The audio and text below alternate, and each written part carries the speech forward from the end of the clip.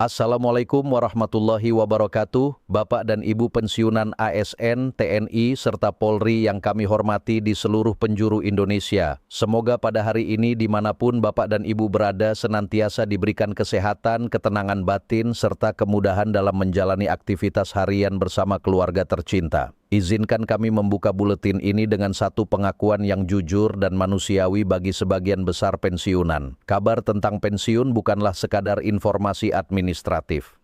Ia bukan sekadar angka yang muncul di layar ponsel atau tercetak di buku tabungan.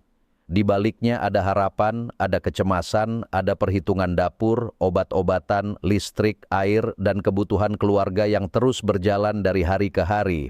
Karena itulah setiap kabar tentang rapel dan penyesuaian manfaat pensiun selalu menyita perhatian, menimbulkan banyak pertanyaan, dan seringkali mengundang beragam spekulasi. Buletin ini kami susun bukan untuk membangkitkan harapan kosong, bukan pula untuk menakut-nakuti. Kami menyusunnya dengan satu niat utama, yaitu menghadirkan penjelasan yang jernih, runtut, menenangkan, dan dapat dipertanggungjawabkan. Kami ingin Bapak dan Ibu memahami persoalan ini secara utuh, tidak sepotong-sepotong sehingga tidak mudah terombang-ambing oleh kabar yang simpang siur. Dalam beberapa waktu terakhir, perhatian masyarakat khususnya para pensiunan dan keluarga memang kembali tertuju pada isu penyesuaian manfaat pensiun dan rapel yang menyertainya. Hal ini wajar sebab bagi keluarga pensiunan, uang pensiun adalah penopang utama kehidupan sehari-hari. Dari sanalah belanja dapur dipenuhi, tagihan rumah tangga dibayar, obat-obatan ditebus, dan pada banyak kasus juga menjadi sandaran untuk membantu anak serta cucu yang tinggal bersama. Karena itu, setiap informasi yang berkaitan dengan pencairan, penyesuaian, dan jadwal pembayaran harus disampaikan dengan bahasa yang jelas dan penuh tanggung jawab. Informasi yang setengah-setengah justru menimbulkan keresahan. Informasi yang dibesar-besarkan tanpa dasar hanya akan melukai kepercayaan. Maka pada kesempatan ini kami sengaja menggunakan gaya penyampaian layaknya buletin nasional agar alurnya mudah diikuti, tidak emosional berlebihan, dan tidak menimbulkan salah tafsir. Bapak dan Ibu yang kami muliakan, kita hidup di era di mana informasi beredar begitu cepat. Pesan berantai, potongan video pendek, tangkapan layar, dan narasi yang terdengar meyakinkan mudah sekali menyebar. Sayangnya tidak semua informasi itu benar. Tidak sedikit yang mencantumkan angka fantastis, janji pencairan instan, bahkan tanggal-tanggal tertentu yang seolah-olah pasti padahal tidak memiliki dasar resmi. Disinilah pentingnya kehati-hatian. Pegangan utama kita tetaplah informasi yang berasal dari saluran resmi pemerintah dan lembaga pengelola pensiun. Dalam perkembangan terbaru, pemerintah melalui jalur komunikasi, kebijakan anggaran negara, dan koordinasi antar lembaga telah menegaskan kembali komitmennya untuk memastikan bahwa hak-hak pensiunan diproses secara tertib, aman, dan sesuai ketentuan. Perlu Bapak dan Ibu pahami, dalam struktur belanja negara, pembayaran gaji dan manfaat pensiun termasuk kategori belanja wajib. Artinya, negara memiliki tanggung jawab konstitusional untuk memastikan pembayaran tersebut tetap berjalan. Prinsipnya sederhana, namun sangat mendasar. Pengabdian puluhan tahun para pensiunan kepada negara tidak boleh berujung pada kebingungan atau ketidakpastian saat menerima haknya. Negara berkewajiban hadir memberi kepastian, bukan sekadar janji. Agar penjelasan ini mudah dipahami dan tidak melebar kemana-mana, buletin ini kami susun dengan alur yang jelas. Pada bagian awal ini kita akan membahas pengertian dasar tentang rapel dan mengapa rapel bisa terjadi. Pemahaman dasar ini penting karena banyak kesalahpahaman berawal dari istilah yang tidak dipahami secara utuh. Rapel dalam konteks manfaat pensiun pada dasarnya adalah pembayaran selisih. Selisih ini muncul karena adanya penyesuaian perhitungan yang berlaku surut. Dengan kata lain, ketika ada perubahan ketentuan atau penyesuaian nominal yang seharusnya sudah berlaku sejak waktu tertentu, namun secara administratif baru dapat dibayarkan kemudian, maka selisih antara nominal lama dan nominal baru pada bulan-bulan sebelumnya akan dibayarkan sekaligus atau bertahap.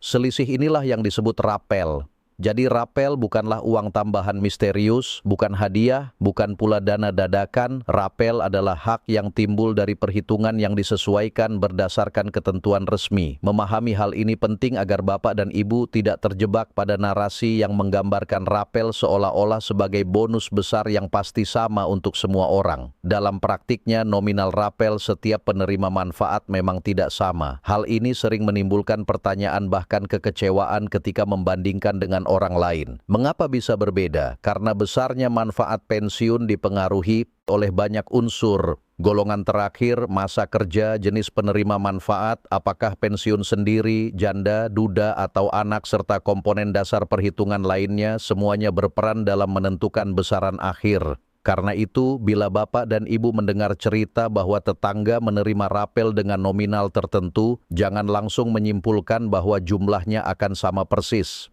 Perbedaan nominal adalah hal yang wajar dan sah. Yang penting adalah prinsipnya, yaitu setiap penerima manfaat berhak atas perhitungan sesuai data dan ketentuan yang berlaku untuk dirinya. Bapak dan Ibu yang kami hormati, setelah memahami apa itu rapel, kita perlu memahami bagaimana negara menyalurkan pembayaran kepada jutaan penerima manfaat.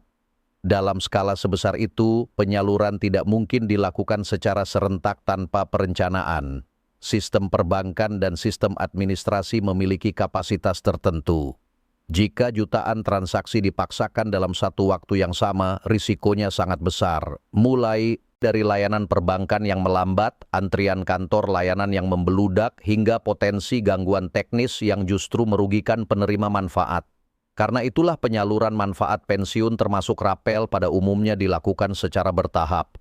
Tahapan ini bukan dimaksudkan untuk membeda-bedakan hak, melainkan untuk menata proses agar seluruh sistem berjalan aman dan tertib. Dalam pendekatan bertahap ini sering diterapkan skema prioritas. Intinya bukan siapa yang lebih penting, melainkan siapa yang lebih rentan dan lebih membutuhkan untuk didahulukan, sambil memastikan sistem tetap stabil untuk penyaluran berikutnya. Kelompok yang sering menjadi perhatian khusus antara lain penerima manfaat janda dan duda, pensiunan usia lanjut, penerima dengan nominal manfaat yang relatif kecil, serta mereka yang memiliki kondisi tertentu yang membutuhkan dukungan lebih cepat. Sekali lagi perlu ditekankan, ini tidak berarti kelompok lain diabaikan. Semua hak tetap diproses, hanya saja waktunya diatur agar keseluruhan proses aman dan tidak menimbulkan masalah baru. Pada titik ini biasanya muncul pertanyaan yang paling sering diajukan, yaitu tentang jadwal pencairan. Agar tidak terjadi kebingungan akibat banyaknya tanggal yang beredar, seluruh penjelasan dalam buletin ini menggunakan satu patokan waktu yang sama, yaitu 30 Januari 2026. Tanggal ini digunakan sebagai acuan narasi, baik sebagai titik penegasan kebijakan pengumuman maupun penataan proses penyaluran. Pada 30 Januari 2026, pemerintah menegaskan bahwa tahapan administrasi dan koordinasi penyaluran hak-hak pensiunan dikelola secara sistematis bersama lembaga pengelola pensiun dan pihak terkait. Penegasan ini penting karena menunjukkan bahwa proses tidak dilakukan secara tergesa-gesa, melainkan dengan prinsip ketertiban administrasi, kehati-hatian sistem, serta perlindungan bagi penerima manfaat, terutama para lansia. Pernyataan ini menjadi penguat bagi Bapak dan Ibu bahwa yang dikejar bukan hanya kecepatan, tetapi juga ketepatan dan keamanan. Negara tidak boleh ceroboh ketika mengurus hak jutaan pensiunan. Setiap rupiah yang disalurkan harus dapat dipertanggungjawabkan dan sampai ke pihak yang berhak. Pada bagian selanjutnya, kita akan masuk ke pembahasan yang lebih praktis dan sangat berpengaruh terhadap cepat atau lambatnya penerimaan hak, yaitu pemutakhiran data penerima manfaat. Disinilah sering terjadi kendala yang sebenarnya bisa dihindari bila dipahami dengan baik. Pemutakhiran data, ketertiban penyaluran, dan perlindungan hak pensiunan. Bapak dan Ibu yang kami muliakan, pada bagian sebelumnya kita telah membahas pengertian rapel, alasan mengapa rapel bisa terjadi, serta mengapa penyaluran hak pensiun tidak selalu dilakukan secara serentak. Sekarang kita memasuki bagian yang sering dianggap sepele, namun justru sangat menentukan lancar atau tidaknya penerimaan hak. yaitu pemutakhiran data penerima manfaat. Banyak keterlambatan pembayaran yang pada akhirnya menimbulkan keresahan, padahal bukan karena hak itu tidak ada atau dihapus, melainkan karena data perlu disesuaikan agar sistem memproses pembayaran dengan benar. Oleh karena itu, penting bagi Bapak dan Ibu untuk memahami bahwa pemutakhiran data bukanlah hambatan, melainkan perlindungan. Kita perlu meluruskan satu anggapan yang keliru. Pemutakhiran data bukan berarti negara mempersulit pensiunan. Sebaliknya, langkah ini dilakukan agar hak Bapak dan Ibu benar-benar sampai ke tangan yang tepat, ke rekening yang benar, dan kepada pihak yang sah. Dalam sistem pembayaran modern yang melibatkan jutaan transaksi, kesalahan kecil dalam data bisa berdampak besar. Bayangkan jika nomor rekening yang tercatat sudah tidak aktif atau nama pada rekening tidak sesuai dengan nama penerima manfaat, sistem akan menahan pembayaran bukan karena ingin menunda, tetapi karena ada kewajiban untuk memastikan dana negara tidak salah transfer. Inilah alasan mengapa pemutakhiran data menjadi bagian penting dalam setiap proses penyesuaian manfaat. Data pertama yang paling krusial adalah data rekening bank. Rekening yang terdaftar harus aktif dan benar-benar atas nama penerima manfaat.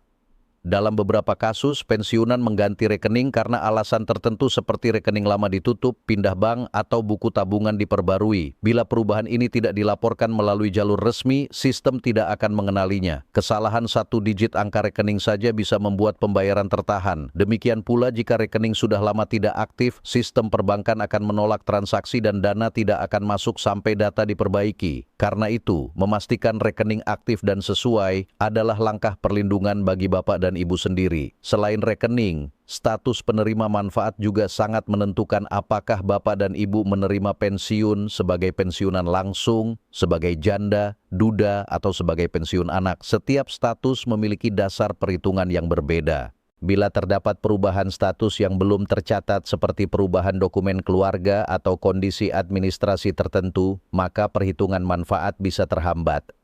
Data golongan terakhir dan unsur dasar perhitungan juga perlu dipastikan kebenarannya. Pada umumnya data ini sudah tercatat sejak awal pensiun. Namun dalam beberapa kasus ditemukan ketidaksesuaian akibat dokumen lama, perubahan regulasi atau proses migrasi sistem. Pemutakhiran data membantu memastikan bahwa perhitungan dilakukan sesuai ketentuan yang berlaku sehingga tidak ada pihak yang dirugikan. Data kontak seringki dianggap tidak penting padahal perannya sangat besar. Nomor telepon yang aktif dan alamat email yang dapat diakses memudahkan lembaga pengelola menyampaikan pemberitahuan resmi. Saat ini banyak informasi disampaikan melalui pesan singkat atau elektronik. Bila data kontak tidak aktif, informasi penting bisa tidak sampai. Bagi Bapak dan Ibu yang mungkin tidak terbiasa menggunakan email atau ponsel pintar tidak menjadi masalah. Yang penting ada anggota keluarga yang dipercaya untuk membantu memantau informasi resmi. Namun di sini ada satu batas yang tidak boleh dilanggar. Data sensitif seperti OTP, PIN, atau kata sandi tidak boleh diberikan kepada siapapun, termasuk kepada orang yang mengaku membantu. Alamat domisili juga memiliki peran tertentu. Bila Bapak dan Ibu pindah rumah, tinggal bersama anak, atau berpindah kota, pembaruan alamat memudahkan komunikasi. Bila sewaktu-waktu diperlukan verifikasi atau pengiriman informasi tertentu, data yang mutakhir membuat proses administrasi lebih lancar dan mengurangi risiko kesalahan. Lalu bagaimana cara melakukan pemutakhiran data secara aman secara umum? Jalurnya jelas dan resmi. Pemutakhiran dapat dilakukan dengan datang langsung ke kantor layanan resmi dengan membawa dokumen yang diperlukan. Petugas akan membantu memeriksa kelengkapan dan memperbarui data sesuai prosedur. Selain itu, tersedia pula saluran daring resmi berupa situs atau aplikasi yang disediakan oleh lembaga pengelola pensiun. Dalam beberapa kasus tersedia layanan pusat informasi atau bantuan yang memberikan panduan langkah demi langkah. Jalur-jalur ini dirancang agar mudah diakses dan tidak membebani pensiunan. Yang perlu diingat, pemutakhiran data melalui jalur resmi pada prinsipnya tidak dipungut biaya. Disinilah Bapak dan Ibu perlu ekstra waspada. Bila ada pihak yang mengaku dapat mempercepat pencairan dengan meminta uang, itu merupakan tanda yang sangat jelas dari praktik penipuan. Hak pensiun tidak boleh dijadikan ladang pungutan oleh oknum. Negara, lembaga pengelola, dan bank penyalur memiliki prosedur yang transparan dan tidak memerlukan perantara berbayar. Bapak dan Ibu yang kami hormati, setelah memahami pentingnya pemutakhiran data, kita perlu membahas satu aspek yang tak kalah penting, yaitu kewaspadaan terhadap HOA dan penipuan. Masa menunggu pembayaran seringkali dimanfaatkan oleh pelaku kejahatan. Mereka memanfaatkan harapan dan kekhawatiran yang wajar dirasakan oleh pensiunan. Penipu biasanya datang dengan narasi yang terdengar meyakinkan. Mereka menyebut nama lembaga resmi menggunakan logo tertentu, bahkan mencantumkan istilah-istilah administratif agar terlihat kredibel. Mereka menekan calon korban dengan kalimat yang seolah mendesak, seakan-akan jika tidak segera bertindak, hak akan hangus atau tertunda lama. Ciri-ciri penipuan sebenarnya bisa dikenali bila kita tenang. Pesan yang meminta OTP, PIN ATM, atau kata sandi adalah tanda paling jelas. Tautan yang tampak seperti situs resmi namun alamatnya aneh atau berbeda, sedikit juga patut dicurigai. Janji pencairan instan dalam hitungan jam dengan syarat mengisi formulir tertentu dan mengirim data pribadi adalah modus yang sering digunakan. Ada pula yang mengaku sebagai petugas dan meminta foto KTP atau buku tabungan melalui aplikasi pesan. Bapak dan Ibu perlu ingat, petugas resmi tidak akan meminta data sensitif melalui pesan pribadi. Bila ada permintaan seperti itu, hentikan komunikasi dan jangan menanggapi lebih lanjut. Langkah aman ketika menerima informasi meragukan adalah menenangkan diri dan tidak terburu-buru. Jangan membalas pesan atau mengikuti perintah yang meminta data sensitif. Lakukan verifikasi melalui sumber resmi, baik kantor layanan, pusat informasi, situs resmi, maupun akun media sosial yang terverifikasi. Bila perlu, minta bantuan keluarga untuk memastikan kebenarannya. Sikap hati-hati ini bukan untuk menakut-nakuti, melainkan untuk melindungi Bapak dan Ibu agar hak yang diterima benar-benar menjadi manfaat, bukan malah menimbulkan kerugian. Ingatlah bahwa OTP dan PIN adalah kunci rekening. Sekali bocor, dampaknya bisa sangat merugikan. Bapak dan Ibu yang kami muliakan, hingga titik ini kita sudah membahas dua hal besar yang sangat menentukan kelancaran penerimaan rapel dan penyesuaian manfaat, yaitu pemahaman yang benar tentang sistem penyaluran dan kelengkapan data serta kewaspadaan terhadap penipuan. Pada bagian berikutnya, kita akan membahas sisi yang lebih dekat dengan kehidupan sehari-hari, yaitu bagaimana dampak rapel dan penyesuaian manfaat terhadap ekonomi rumah tangga pensiunan. Bagaimana cara mengelolanya dengan bijak serta apa yang harus dilakukan bila terjadi perbedaan nominal atau keterlambatan yang memerlukan koreksi. Pembahasan tersebut akan kita susun dengan tetap berpegang pada satu patokan waktu yang sama, yaitu 30 Januari 2026, agar Bapak dan Ibu tidak bingung oleh berbagai tanggal yang beredar. Dampak rapel bagi kehidupan pensiunan, pengelolaan bijak, dan penegasan kepastian.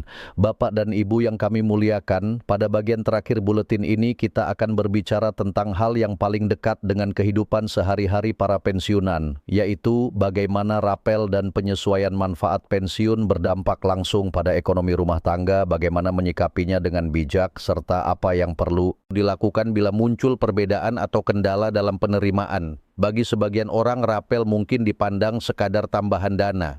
Namun, bagi keluarga pensiunan, rapel seringkali memiliki makna yang jauh lebih dalam. Ia bukan hanya angka yang masuk ke rekening, melainkan ruang napas setelah sekian waktu menjalani hidup dengan perhitungan yang ketat.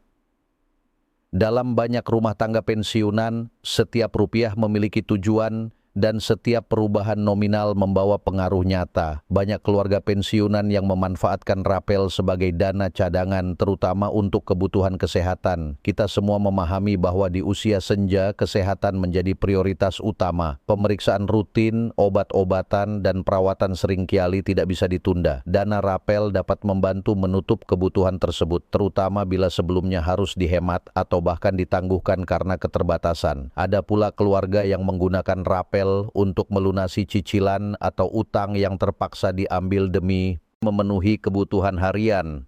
Dalam kondisi tertentu, pensiunan harus berhutang untuk biaya dapur, listrik, air, atau biaya berobat.